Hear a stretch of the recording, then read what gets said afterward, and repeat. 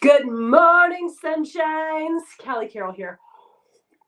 You guys, I'm excited to talk to you about why we fail at all the different things. But first of all, let's address a couple of things. Say good morning, sunshine, or hashtag GMS in the comments.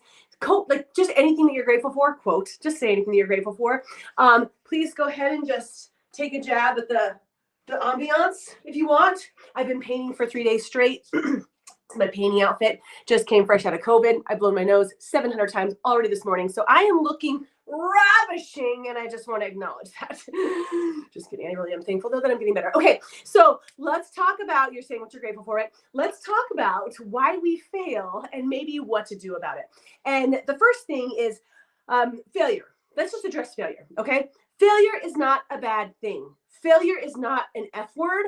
Failure means you're making progress. So I just want to make sure you guys understand that if you're not failing, you're probably not moving forward in your life. So don't think, oh, I failed again, and like hammer yourself for doing so, okay? If you fail a lot, go ahead and you can comment over here, but I want to give you a high five for being willing to fail so you can move forward, right? We have to be willing to fail so that we can move forward. Second thing, when we're trying to make progress in our world, and I'm going to specifically talk about our physical and mental health today, because that's where this conversation is going to lie. I know that we make progress in all sorts of areas, from our relationships, our marriages, our job, our career, our finances, but with your mental health and your physical health, right? And I want to address this right now because depending on when you're watching this, right, we're coming out of summer, and a lot of people, at least here in the US, especially here in Colorado, are like, we were on fun zone for 3 months, and all of a sudden it's like, oh my God, how do I get back on track?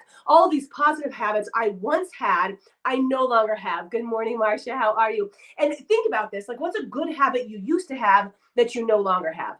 I just did a post about water, right? I used to drink so much water, and then after my son's diagnosis, I stopped drinking water, and I'm just relearning that habit. Because it takes time. Every single time you have to relearn something, it takes time. So how do we get back on track, moving forward mentally and physically?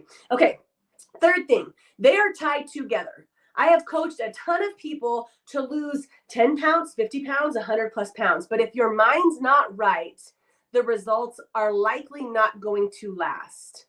It needs to come from a space of self-love and personal growth here, because otherwise we fall into old habits that are the ones that support us in our emotional lack of health, let's just say, right? So you want to be working on both things. So this is one of the reasons why we fail, is because we're not working on both. So let's just say summer's over and you're like, I'd like to lose 5 pounds. I'd like to lose 30 pounds, whatever that is, right? And you go and you know what to do, right? Let's say you actually do it. Let's say you actually know what to do and you do it. And then 6 months from now, shit hits the fan and you're like, I forgot everything that I learned, and you go right back where you were because you're not emotionally stable enough to support yourself through what you're going through, right? So we want to work on both together. So this is the one ways out of failure. Working on both emotional stability as well as your physical health at the same time. All right. The next thing is that many of us, especially for physical health, do you feel like you know how to do it? I get this all the time from people. And by the way, I mentioned this. There's like 90,000 new people on my page, whatever. Not that y'all are watching, but you are exposed to this. And you're like, what do you even do? Like, all I know is that you're a chemo mom, right? That you've been dealing with diagnosis for your son, that you've got some really awkward situations and you try to keep it positive. That's pretty much what most people know. Maybe that I have 4 kids and my house is batshit crazy and I talk really fast. All those things are true. But before being chemo mom, this is what I've done. I've supported people emotionally and physically on their journeys, right? So one of those things is by doing little programs, challenges to support them in moving forward. Okay, so now let's just back up, right? I've coached many people like, I know what to do, Cal. I know what I'm supposed to do in order to lose my 5 pounds, lose my 10 pounds, lose my 30 pounds, tone up, whatever it is. But I don't I don't know. Like, I just don't do it.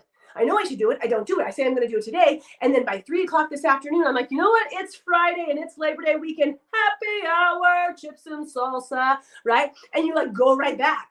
And me too. Hey, me too. I get it, right? I understand. So how do we breach that? How do we cover that bridge where we're like from here to there, where we just keep screwing it up along the way because it's so easy to excuse our way out of it, even though we know what to do?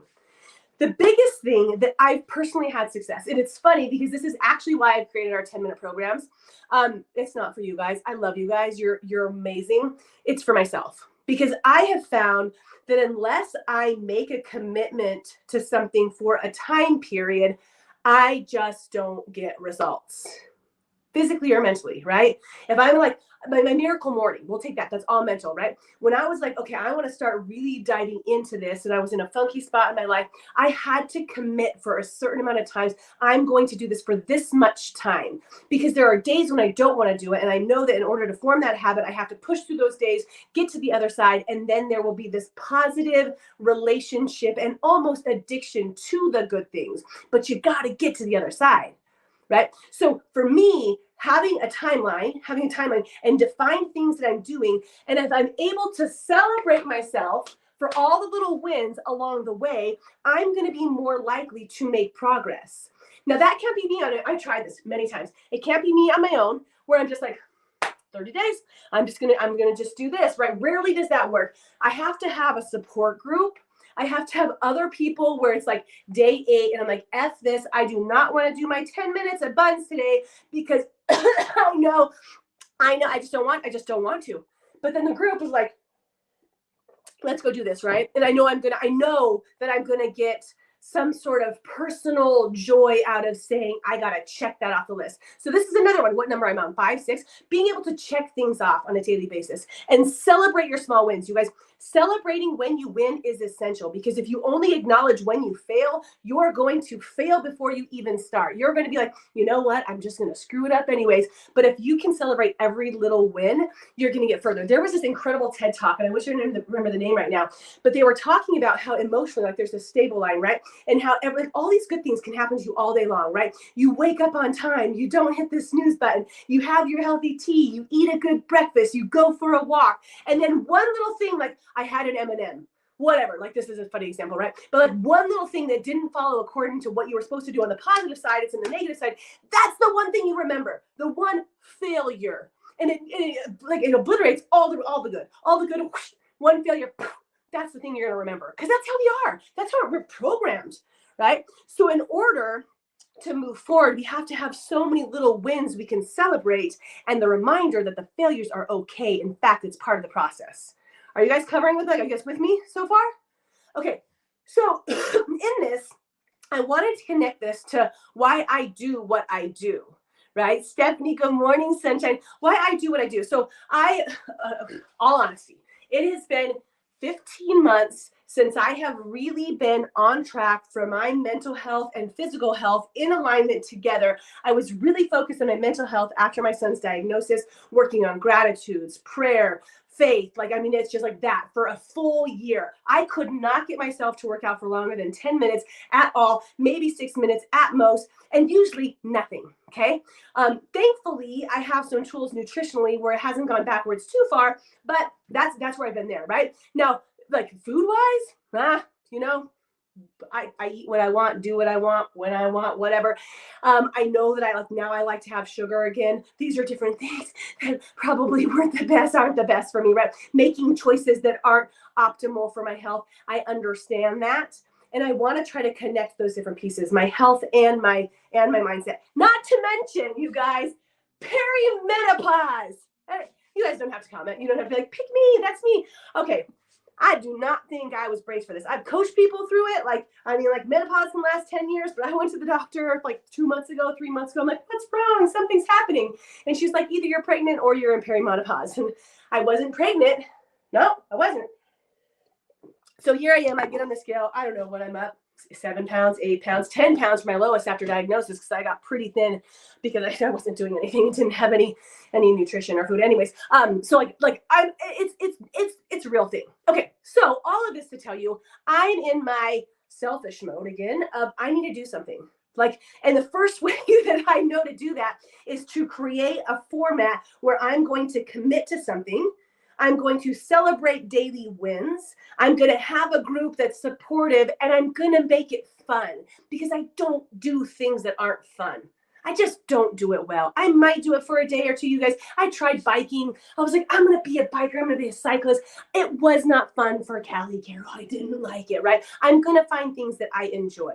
So I have just decided to launch I call it a challenge. I don't know what better words to use for this, right? Where we're going to do 10 minutes a day. So you have 10-minute workout, full body. So maybe it's legs one day, maybe it's upper body, maybe it's abs, and you're gonna have 10 minutes. While you're doing those 10 minutes, you're gonna have some sort of motivational video to be listening to. So you're getting your mind and your body right at the same time. All right. In combination with that, I'm going to have different options that I do for me personally, where I take care of my nutrition on a different level, right? And it's heightened and it's challenging at first, like ditching the sugar. You don't have to do all these things, but you're welcome to join me if you want, right? So like, did you get to celebrate if you didn't have sugar that day? Sugar and alcohol, by the way, right? So like the sweets, the treats, that you get to celebrate that. You get to celebrate if you take your cleanse. You get to celebrate if you do your fat burner. You get to celebrate if you do your 10% protein ratio. All of those different things explained later on. But where we're doing these positive things physically to take care of our bodies with self-love in combination with the mental piece of having the positive support of each other, the positive progression, right? And then there's also like some different movement without sound, whatever. You'll see if you guys join the challenge. So after explaining all of this, right? I had people I just asked, I was like, would anybody be interested in something like this? I had I think 85 of you say yes. So I finally put something together yesterday. I still have to build the rest of it, you guys. It's going to take me a little while. It's no problem. I have 3 more days. We're going to start after Labor Day weekend. If you're watching this later, you can still start whenever you want, but it is fun to do it at the same time, right? So we're going to be starting that. So I post this link, right? And here's what happens. People go to it and then they're like, do I really want to commit? And then they back out, because I watched 100 of you go in and then 97 of you go back out and be like, I'm not ready to commit to this, because it is like when you're making a financial investment, it's $25, right? That's like eating out twice. Well, once. I mean, eating out fast food twice. I don't know how much food. It's stupid how much stuff costs, right?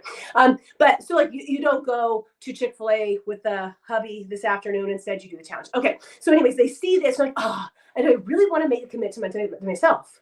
This is the hardest part for most of us moving forward. It's like, do I really want to commit to myself to this? And I've done this time and time again, where I make the commitment and maybe I do 10%. Maybe I do 50%. Eventually, though, I get to that 100% mark, and that's where my habits start to change. Okay, so I have this up and running. I'll post a link at it, but I want to end with this piece of it. Okay, if you're looking to make forward progression in your world, you need to find the resources to make it something that's going to be enjoyable, something that you're going to commit to on some level. Again, you might commit at 5% at first, but eventually you keep joining, you keep showing up for yourself. You keep acknowledging that even a baby step is better than no step at all, right? So you have something that's going to keep you accountable and committed to moving forward. You have a group of people so that you're not trying to do it on your own, because that just doesn't work, and you make it fun. With that combination of things, you guys, there is a winning formula for forward progression. And again, I'm not saying that you're supposed to go from wherever you're at now. Maybe you're impatient and you're aggravated and you're frustrated and you're worried, worrisome, and you've got 30 pounds to lose and your world just seems to be falling apart. And next week, you're going to be like a ray of sunshine down the way, feeling incredible. That's not what I'm saying. It's a progress. It takes time, right? Which is why you want to find a group, a community, a resource, tools that work for you, whatever that is. I don't know what that is for you. I know what it is for me, which is why I do what I do. So for all of you that were like, I just follow you for like the chemo mom stuff, what do you actually do? This is what I have done in the past, and I'm excited to do in the future and support people mentally and physically. So I'm really excited. This is the first time where I've actually merged the two, physical and mental, into one challenge space. That's why you see like a little bit of a price variation plus the higher level of commitment. If you guys have questions about it, I would love for you to ask, because I think it's really, I know it's really challenging for people to try something new. What if I fail? What if I sign up and fail? Well, how do we start the conversation, you guys? Failure is exactly what you need to know that you're making forward progress, right? Failure is exactly what you need to acknowledge that you're trying new things so you can get somewhere that you haven't been before that's even better than you could possibly imagine. So even if you start and you fail, at least you started. And guess what? You can start again later. right? You can always pick it back up. And I'm not saying you enter it with the mind of, oh, I'm going to fail this anyways. You enter it with excitement, and then you just see what happens. You guys, and we do it out of a space of self-love. This is my final piece, and then we're saying good night, good day, good whatever it is. This all comes from self-love. If it's not coming from a space of celebrating yourself, your wins and the positivity, it's not going to last. So it's not about competing against each other. It's not about you versus you versus you. It's just about you stepping into your best self with time and self-love, you guys. I am Callie Carroll. We start on Monday. Like I said, if you're watching this, you can start anytime because I know these videos are up for people to watch long term. So sometimes people are like watch a month later. That's perfect. Doesn't matter. It lasts 25 days. The theory or the theme around this one is 5 seconds. If you haven't read Mel Robbins' 5-second rule, you should do that. This is a 5-second challenge where we're just going to 5, 4, 3, 2, 1 our way into action and different things. We have 10 minutes a day that we're going to do from home if you choose to. We're going to have options for weight loss, for positive nutrition, for that mindset piece to make sure that we're getting it all right. We'll be together in a community. And if we don't last more than 5 days, at least we lasted 5 days. Right? At least we're making, because I can't promise you guys, I have no idea. I go to Texas today with the specialist or this month. I have rescans this month. We've got chemo this month. It's going to be a batshit crazy month. And I'm not sure how it's going to go for a full 25 days. I don't know, but I'm going to try because my body just needs it. My perimenopause body and mind and soul just need to do something and make a commitment. Plus, I love working with you guys. Okay. If you have any questions, let me know. Monica, I love you. Grateful for rain as well. Christine, I love you. Okay, I gotta go. I'm out of breath. I have to paint so much more of the house today. And I was just up on scaffolding that was like 30 feet high and it was super scary. It wasn't really 30 feet. It was like maybe 15 feet, but it was super scary. I don't want to go do that again, but I have to one more time. Don't worry, I have a spotter. Okay, love you guys. Bye.